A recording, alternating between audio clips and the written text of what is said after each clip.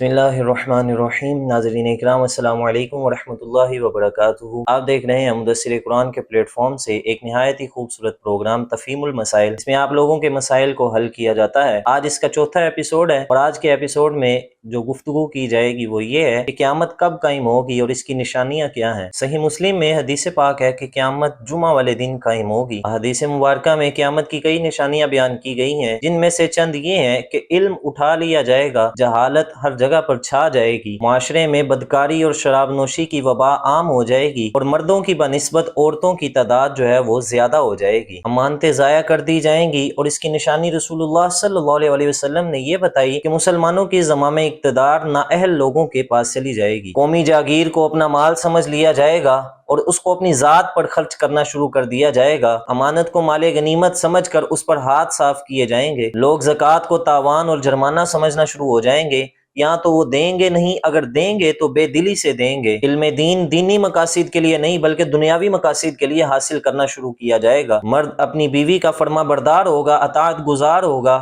اور ماں کا نافرمان ہوگا، لوگ ذہنی اور فکری طور پر باپ سے دور ہو جائیں گے اور دوستوں سے قریب تر ہو جائیں گے، مساجد میں لڑائی جھگڑے ہوں گے اور شور و غل ہوگا، اور بدکار لوگ قوم کے رہنما بن جائیں گے، نہایت کمینہ شخص جو ہے وہ قوم کا رئیس بن جائے گا، بڑے لوگوں کی تعظیم ان کے علمی ادبی اخلاقی تعظیم کے لیے نہیں یا ان کے تقوی کی بنا پر نہیں بلکہ ان کے شر سے بچنے کے لیے ان کی تعظیم کی جائے گی، آلات غنا اور موسیقی وغیرہ کا بڑا شہرہ ہوگا، لوگ اپنے آباء و اجداد یعنی بزرگوں اسلاف کو لعن طعن کریں گے، باندی اپنے آقا کو جنے گی، اور وہ لوگ جو کبھی جوتے اور کپڑے سے ابھی آوازار تھے، ان کے پاس جوتے اور کپڑے پہننے کے لیے نہیں تھے، وہ لوگ بڑے بڑے محلات پر فخر کریں گے۔ احادیث پاک میں اور بھی قیامت کی بہت سی نشانیاں مذکور ہیں، لیکن انسان کو خواب غفلت سے بیدار کرنے کے لیے، ہم لوگوں کو خواب غفلت سے بیدار ہونے کے لیے اتنی چیزیں ہی کافی ہیں جو آپ کے سامنے بیان کر دی گئی ہیں۔ اگر کوئی بندہ سمجھنے والا ہو، تنقید کرنے والا نہ ہو، تو اس کے لیے اتنی ہی چیزیں کافی ہیں۔ ایک بزرگ نے کیا خوب کہا تھا کہ لوگوں نے جب پوچھا کہ آپ جنازہ پڑھانے کے لیے جاتے ہیں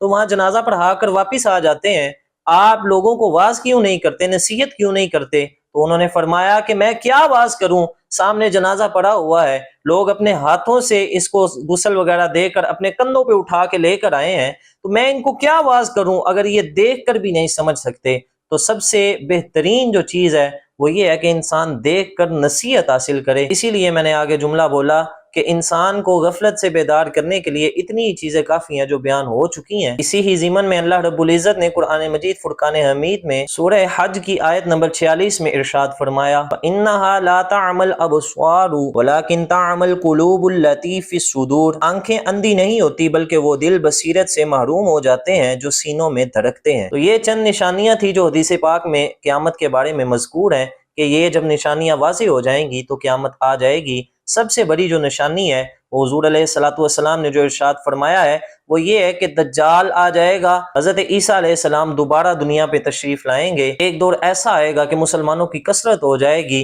اور بھی بہت سی نشانیاں حدیث پاک میں ملتی ہیں۔ اللہ رب العزت جو کہا سنا اس پر ہم سب کو عمل کرنے کی توفیق عطا فرمائے۔ آخر میں ہماری ویڈیو کو لائک کریں، شیئر کریں اور نیچے کمنٹ سیکشن میں اپنی قیمتی رائے کا ضرور اظہار کیا کریں، اور اگر کسی کا کوئی سوال ہو تو وہ نیچے کمنٹ سیکشن میں سوال کر سکتا ہے، انشاءاللہ مدلل جواب کے ساتھ اس کے سوال پر بھی ویڈیو بنا کر اپلوڈ کی جائے گی، اور ہمارے چینل کو سبسکرائب کرنا نہ بھولیے گا۔ السلام علیکم ورحمۃ اللہ وبرکاتہ۔